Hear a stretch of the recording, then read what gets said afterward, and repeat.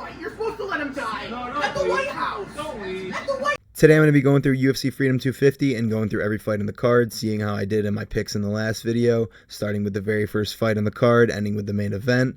And as you guys can see from that intro, the co-main event did not go my way, but I'm sure it didn't go a lot of people's way because who the fuck wanted Ciryl Gane to win? We'll talk more about that later. Starting with the first fight of the card, Diego Lopes versus Steve Garcia. This was a great KO by Diego Lopes, but for the first 7 minutes of this fight, he looked completely stuck in the mud. Steve Garcia was doing whatever he wanted. He was landing his 1-2s. He was landing his body kicks. He outlanded Diego Lopes nearly double, as you can see, even though Diego got the KO. And right when Diego just stopped playing like technical kickboxer and locked in and was becoming the brawler that he's always been, he knocked him out. Landed like 2 or 3 hooks, dropped him, got the ground and pound for the KO. So I got this pick right. I believe I just called him by KO in the first, but second round. So yeah. As for who I'd like him to fight next, I think a good matchup for Diego Lopes is actually to move up to 155 and possibly fighting someone in that top 5 because the UFC likes him a lot. They like doing him favors. And I think a good matchup for him would be Charles Oliveira. 2 opposing jiu-jitsu styles. Good striking on both ends, power on both ends. I think it'd be super exciting. I don't see Charles getting that title shot, especially after it happened in the main event. So, yeah, more about that later. But good KO by Diego Lopes, and on to the next fight. Bo Nickal versus Kyle Daukaus. I believe I called Bo Nickal by decision win, and that is not what happened. He dominated this fight. He did whatever he wanted to Kyle Daukaus. The second this fight started, he landed a huge takedown and slammed Daukaus on his back. And he honestly couldn't do much. I don't know why I said he could do whatever he wanted. He couldn't do shit on the ground. He couldn't pass his full guard at all. He was scared to, or he just didn't feel like he needed to, but I don't know. So the ref ultimately ended up standing them up like 4 minutes in, and then Bo instantly got the KO. He landed a 2-3. Kyle covered up, and that's all she wrote.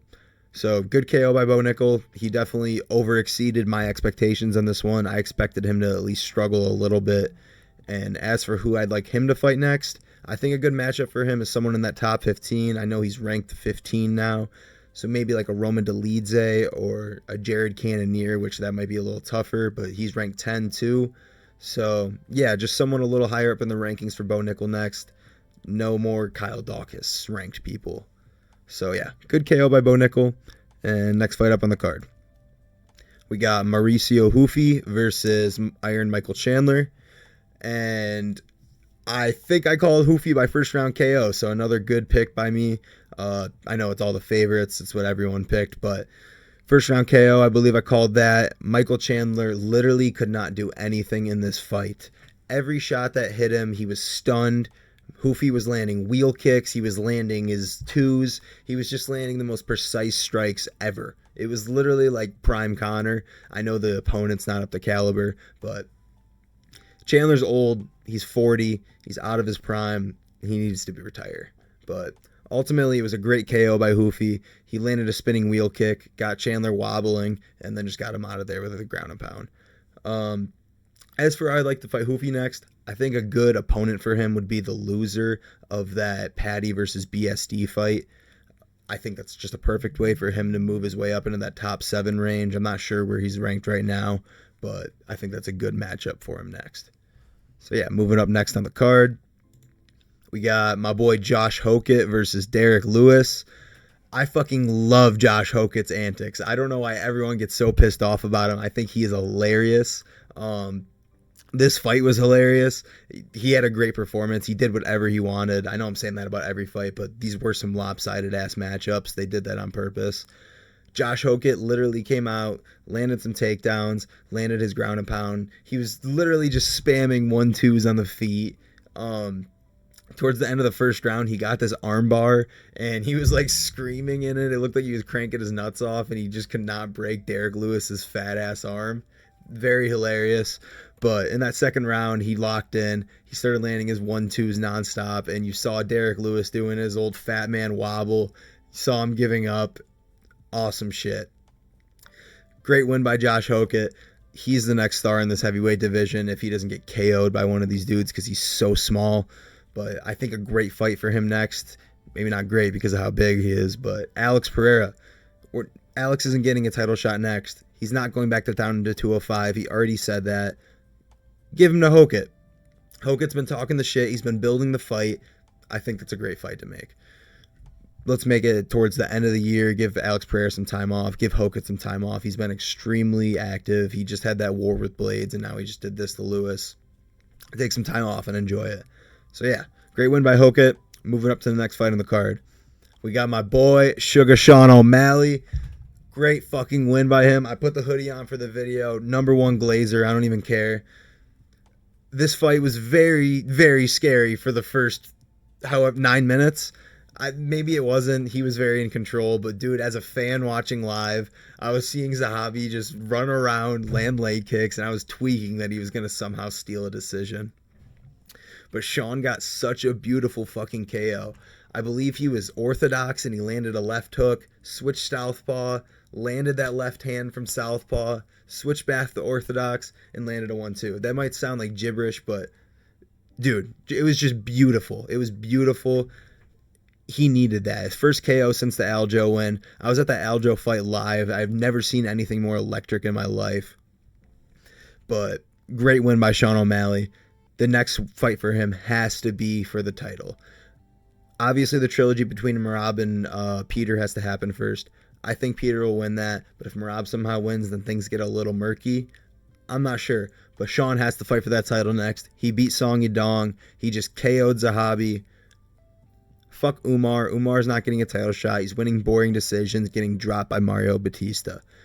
Give it to Suga. He's the star. He got the big KO. Awesome win. I was so fucking hyped watching this live. I wish I recorded this instead of that fucking Pereira recording in the beginning. But yeah, great win by Suga. As to what I was just referencing, Alex Pereira versus Ciryl Gane. How the fuck did he get a performance of the night bonus for this? Dude, I get Alex Pereira looked bad. He looked slow, but you gotta give him more of a chance to recover than that. He got back up to his feet, and Alex Pereira landed. I'm scrambled because I'm fucking pissed. Ciryl Gane landed about 6 strikes on the feet once Pereira got up from the knockdown, and the ref called it. This is for the biggest stakes in the fucking history of the sport. Triple champ status we're talking about. And you're going to call a fight off for some bullshit like that? Get the fuck out of here. That's actually crazy. As for the actual fight, Ciryl Gane bouncing around on his feet, landing his oblique kicks, landing his jab. His punches looked a lot quicker than Pereira. I don't even know Pereira threw a lot of punches, but a lot quicker than Pereira. Pereira's only success in this fight really came from inside calf kicks because Ciryl Gane was standing in southpaw, and he struggles the leg kick southpaws. Sorry for the stuttering, guys. It's CTE. I do MMA. I get hit in the head. Bear with me. But yeah. Second round starts, and Ciryl Gane lands that jab, and it's just the beginning of the end. Pereira crumples, and he lands about 15 fucking back of the head shots. And the Herb Dean's just standing there looking for fucking an answer. Like, oh, do something. You fucking do something, dude. It's your job to protect this guy. And he did not do that job. I'm not going to crash out anymore. Fuck Herb Dean. Fuck Ciryl Gane. Tom Aspinall is going to knock you out.